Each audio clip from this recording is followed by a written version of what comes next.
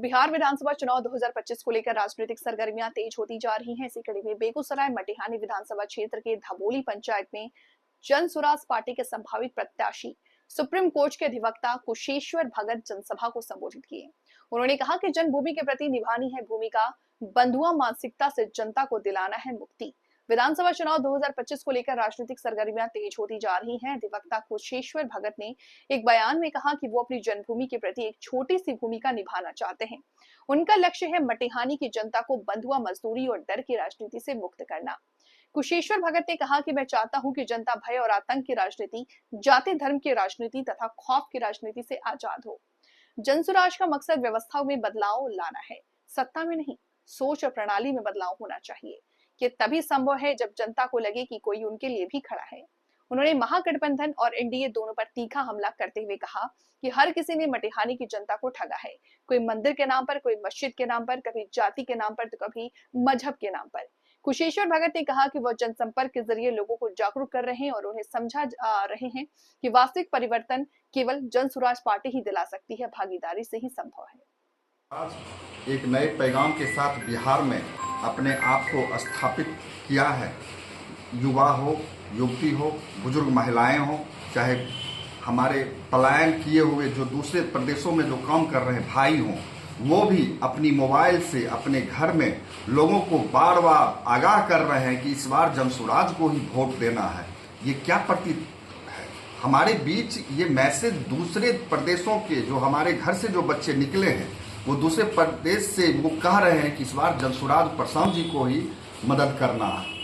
इसका मायने ये रखता है कि वो उम्मीद, वो नया किरण वो बिहार में देखना चाह रहा है कि जिस दर दर की ठोकरें वो बिहार से बाहर वो खा रहा है, वो नवयुवक वो एक नए उम्मीद के साथ बिहार में आएगा। प्रशांत किशोर जी की जो 5 वायदे हैं, उस वायदे में ये पलायन को रोक कर 10-15 हज़ार रुपया युवकों को जो दिया जाएगा रोजगार के रूप में, उसको वो अपने रूप में वो देख रहा है कि वो हमें मिलेगी और नई किरण के साथ वो वहाँ से सब लोगों को प्रभावित भी कर रहा है, प्रोत्साहन भी दे रहा है। और यही सब वोट, बहुत सारे मायने हैं जो वोट लोग कहते हैं कि जनसुराज को वोट आएगा तो कहाँ से आएगा। अरे जब भावना और जब आस्था जिससे जुड़ती है तो वो सारा शक्ति का रूप बन जाता है और वही शक्ति जनसुराज वो विस्फोट का रूप बनेगा और लोगों के बीच नया हलचल और नई उम्मीद के साथ बिहार में अगली 2025 में नई सरकार का गठन करेगा और जनता का राज और सुंदर राज वो स्थापित करेगा। क्या नाम है आपका? रमन कुमार। सबसे बड़ी बात है कि आप वहाँ प्रत्यक्ष रूप से मौजूद थे। आपने भी देखा कि जन सैलाब खासकर महिलाओं में, क्योंकि पुरुष तो वहाँ बहुत सारे पलायन कर चुके हैं, महिलाओं की अपार संख्या ये दिखाती है कि उनके आंखों में जो उम्मीद है, प्रशांत जी की जो परिकल्पना है और उनकी जो सोच है, जो उनके पैगाम है, उस पैगाम को उनके आंखों में देखा मैंने आज उनके आशा के रूप में। इन महिलाओं को, इन स्त्रियों के, जो महिलाएं अपने पति की उम्मीद में, बच्चों की उम्मीद में, जो बच्चे वहाँ से बाहर चले गए और जो पति वर्षों से वहाँ काम कर रहे हैं, इस पलायन की पीड़ा उनकी आंखों में दिखी और आपने भी महसूस किया।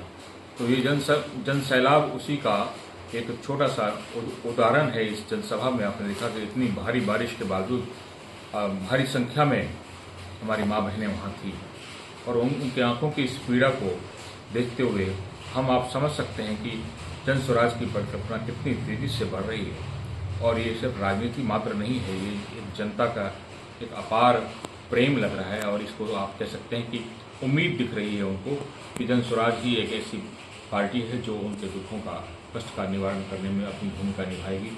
और वो जो छलावे की राजनीति करने वाले लोग 35-40 साल से जो उनको पीड़ा दे रहे हैं, उनके परिवार को नष्ट किया, उनके परिवार के जो वैल्यूज़ थे, फैब्रिक्स थे, जो साथ रहने की जो हमारी सामाजिक ढांचा था, उसको ख़राब करने में इन लोगों ने कोई कसर नहीं छोड़ा। तो पार्टी की परिकल्पना जनसुराज की सामने दिखती है। इस सभा में भी बहुत भारी संख्या में आके उन्होंने हमारी पार्टी को एक मजबूती के साथ देखने का काम किया और उनको लगता है कि ये उम्मीद है उनकी